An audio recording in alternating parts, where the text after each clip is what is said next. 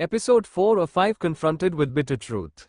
Next morning town के हर कोने में जैन की खबर फैली चुकी थी। जैन की फैमिली शहर की गिनी चुनी फैमिली से बिलोंग करती थी। शायद इसी वजह से शोर ज्यादा था। न्यूज़पेपर, टीवी, सोशल मीडिया, हर तरफ सिर्फ एक हेडलाइन थी। The daughter of cities well known chairman of Tyson group was cuffed with her mysterious boyfriend. और उसके साथ नीचे बहुत सी बकवास बातें लिखी हुई थी। इस खबर को पढ़कर टाइसन हाउस में भी तूफान मचा हुआ था। जैन के डैड मिस्टर स्मिथ और मिसेज क्लारा दोनों ही गुस्से में जैन को बुरा भला कह रहे थे। उनके साथ साथ वहां बैठी जेसन की फैमिली भी उस पर इल्जाम लगाए जा रही थी। इन सबके बीच खड़ी सैरन अपनी जीत पर मुस्कुरा रही थी।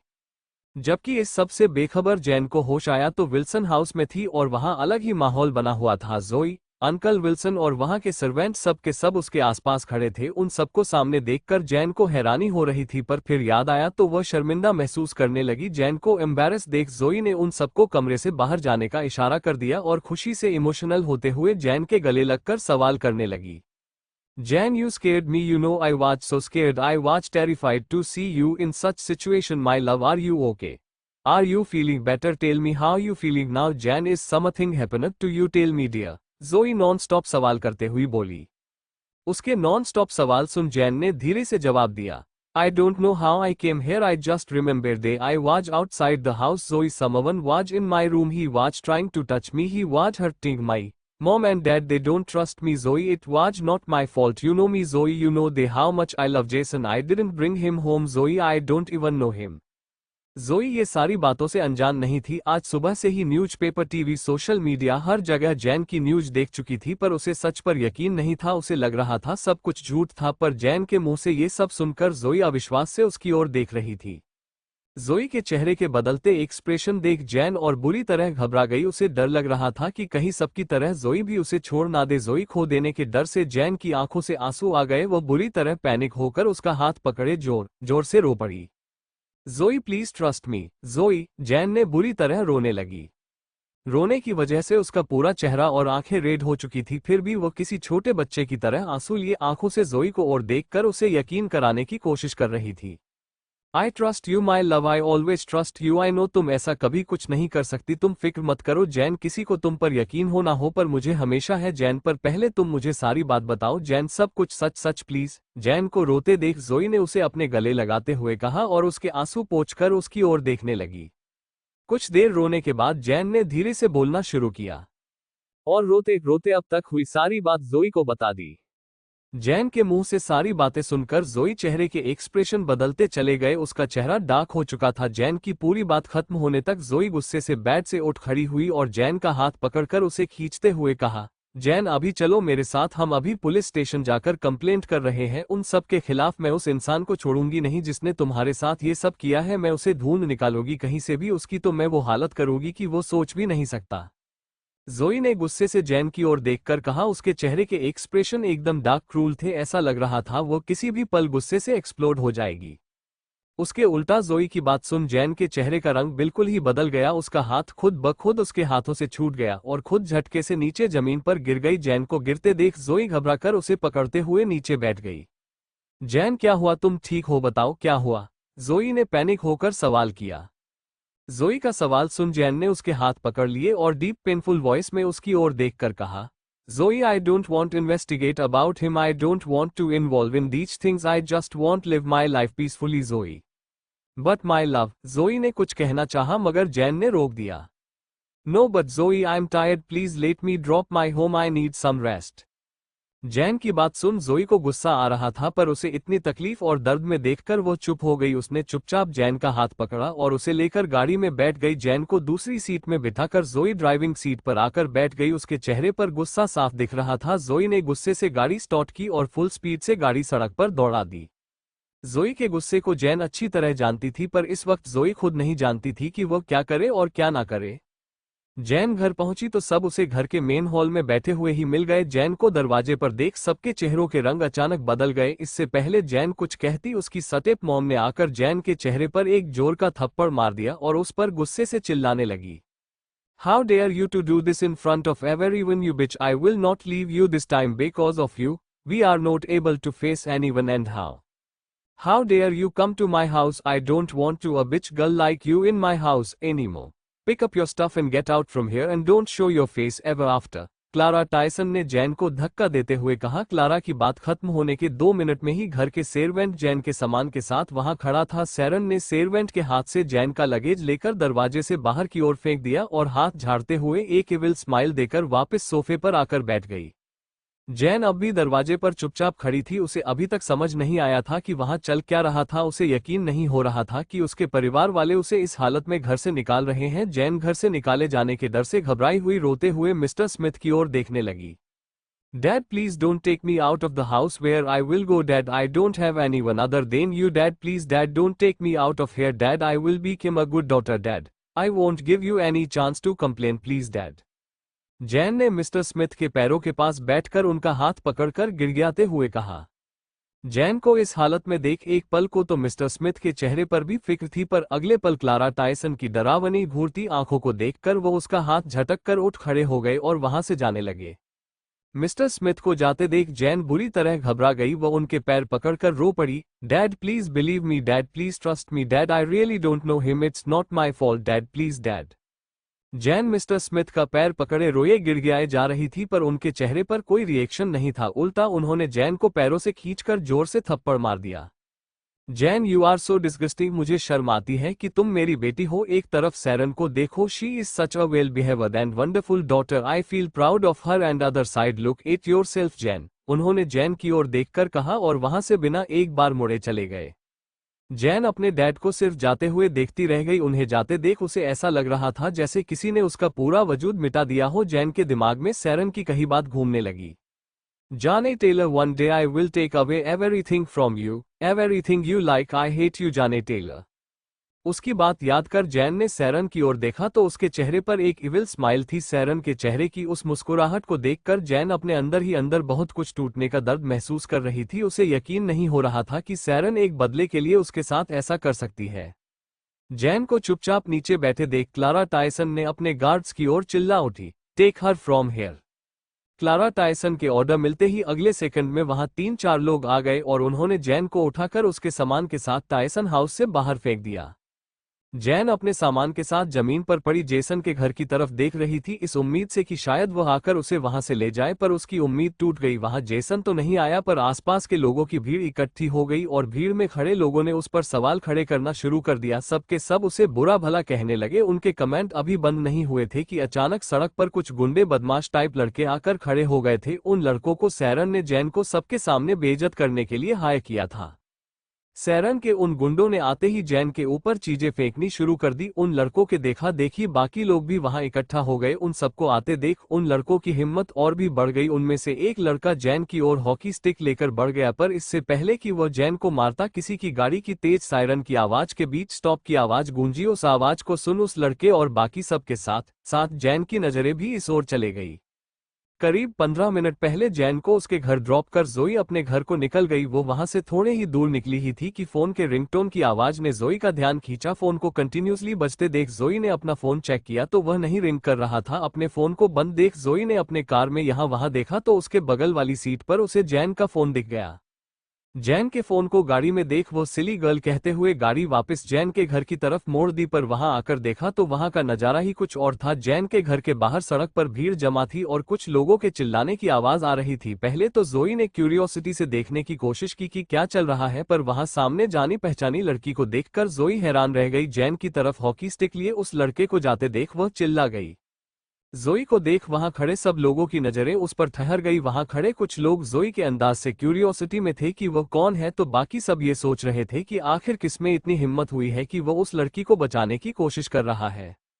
सामने जोई अपनी ड्राइविंग सीट पर बिंदास अंदाज में अपने पुराने कूल लुक में बैठी हुई थी। Short hair, black leather jacket and damage jeans के साथ लॉन्ग लेदर बूट्स, उस पर जैकेट की बाहें मोड़े हुए मैचिंग गॉगल्स पहने हुई थी। उसका वो लुक पूरी तरह डेसिंग था। ऊपर से अपोजिट डायरेक्शन से आती हुई सनलाइट उसे और अट्रैक्टिव एंड कूल बना रही थी।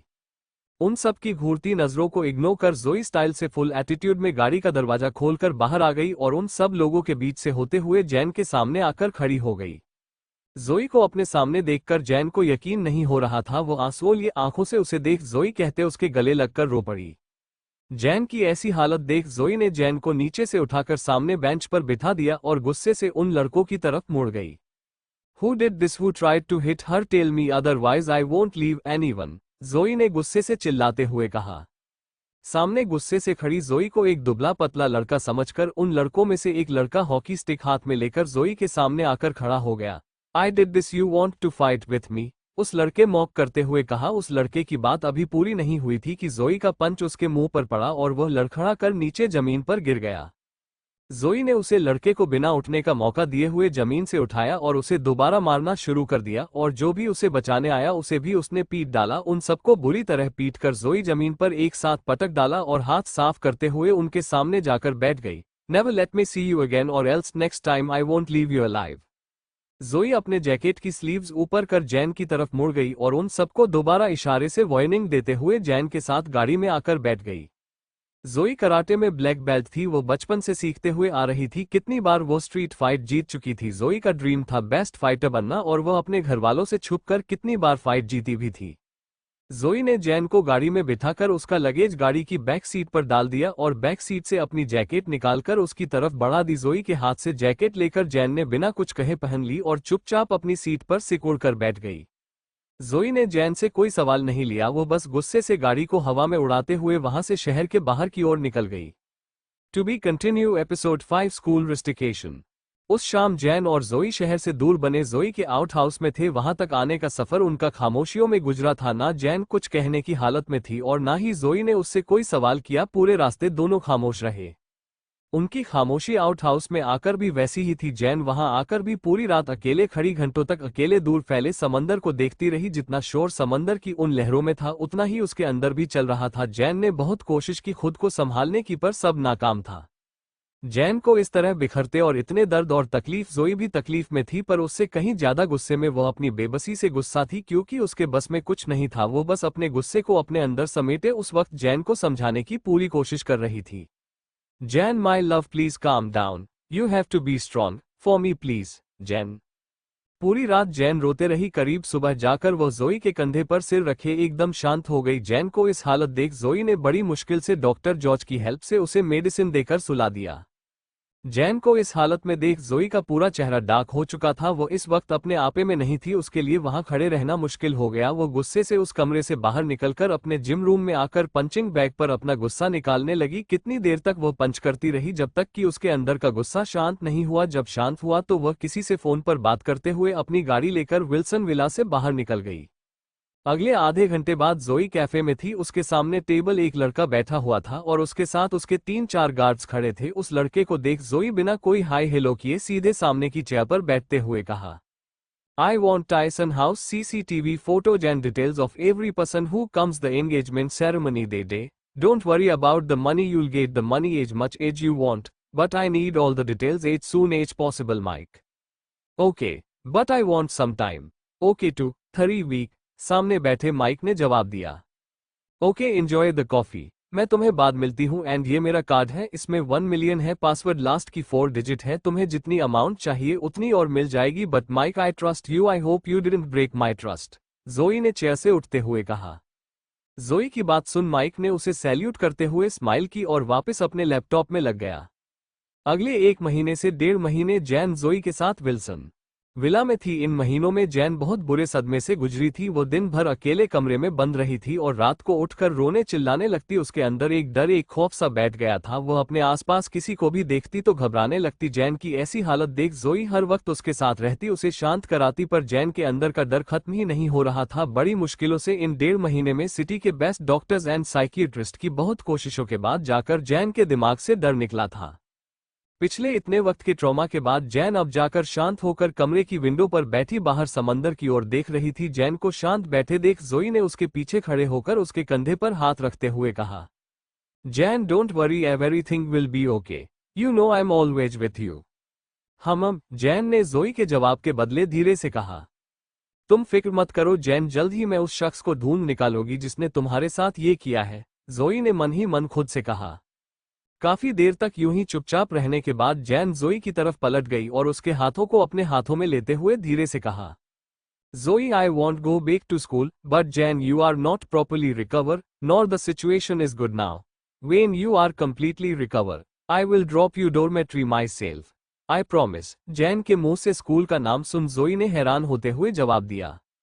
जोई, I have to face the reality, I know you are worried for me but मुझे स्कूल तो जाना होगा। हमारा नेक्स्ट सेमेस्टर स्टार्ट हो चुका है और पिछले 2 महीनों से मैं स्कूल नहीं गई हूँ। अगर मैं अब भी नहीं गई तो स्कूल वाले मेरे ग्रेड कम कर देंगे और तुम जानती हो ग्रेड मेरी स्कॉलरशिप के लिए कितने इंपॉर्टेंट है।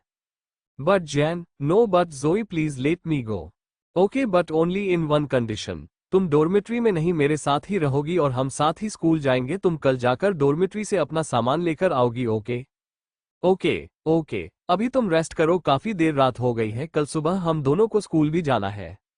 जोई ने उसे मुस्कुराते हुए कहा और उसे मेडिसिन देकर सुला दिया और खुद अपने कमरे में आकर सो गई।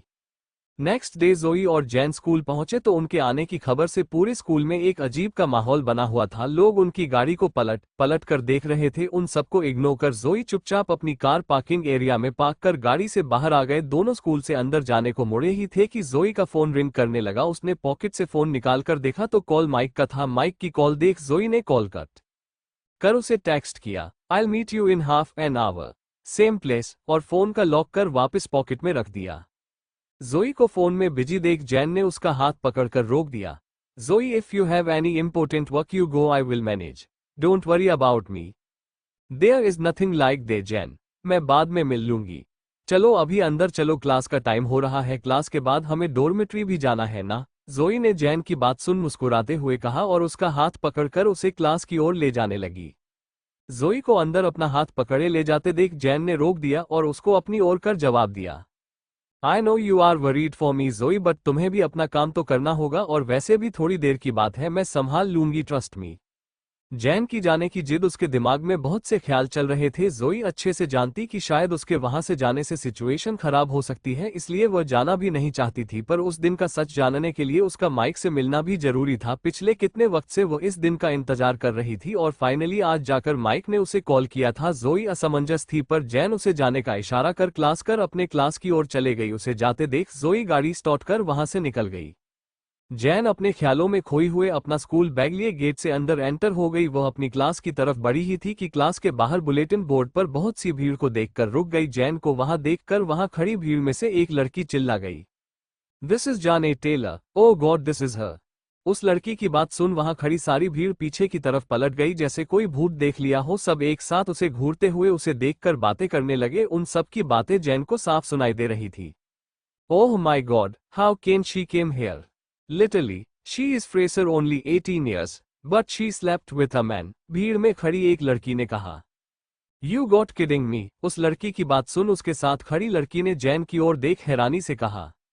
जैन वहां खड़े उन सबकी बातें सुन रही थी। डिफरेंट आवाजें जैन के कानों में किसी तीर की तरह चुभ रही थी। चारों तरफ से आती आवाजें, सबकी घूरती आंखें। उनके सवाल सुन जैन पूरी तरह डरी हुई थी। उसके हाथ पैर बुरी तरह कांप रहे थे। इससे पहले कि जैन वहीं पर खड़े बेहोश होती, किसी ने उसे पीछे से आवाज दी, जैन टेलर, प्रिंसिपल सर आपको ऑफिस में बुला रहे हैं। अपने पीछे से आती आवाज को सुन जैन पीछे को मुड़ गई और सिर झुकाए खुद को संभालते हुए प्रिंसिपल के ऑफिस की ओर चले गई। प्रिंसिपल ऑफिस के बाहर खड़े होकर जैन ने दरवाजे पर हल्के से नॉक किया। अंदर से कम इन की आवाज सुन वो अंदर चले गई। जैन को सामने देख प्रिंसिपल ने उसे सामने की चेयर पर बैठने का इशारा किया और अपनी हाथ में पकड़ी फाइल को बंद करते हुए उसकी ओर देखते हुए कहा, Jane, I know you are bright student but we can't accept you. You are only 18 years and you got pregnant. You know the consequences, so you have to leave the school. We can't keep you here. Many of the parents also have complaint against you. Principal ने गहरी सांस लेते हुए कहा और उसकी तरफ कुछ पेपर्स बढ़ा दिए। जैन ने पेपर्स को हाथ में लेकर देखा तो उसमें उसका रेस्टिगेशन लेटर था। उस लेटर को हाथ में पकड़े जैन प्रिंसिपल ऑफिस बाहर निकल आई। उसके पास हिम्मत नहीं थी कि वह खड़ी हो सके। हर दिन एक के बाद एक बुरी खबरों ने उसे पूरी तरह तोड़कर रख दिया। वह लड़खड़ा कर वहीं पर बेहोश होकर गिर पड़ी।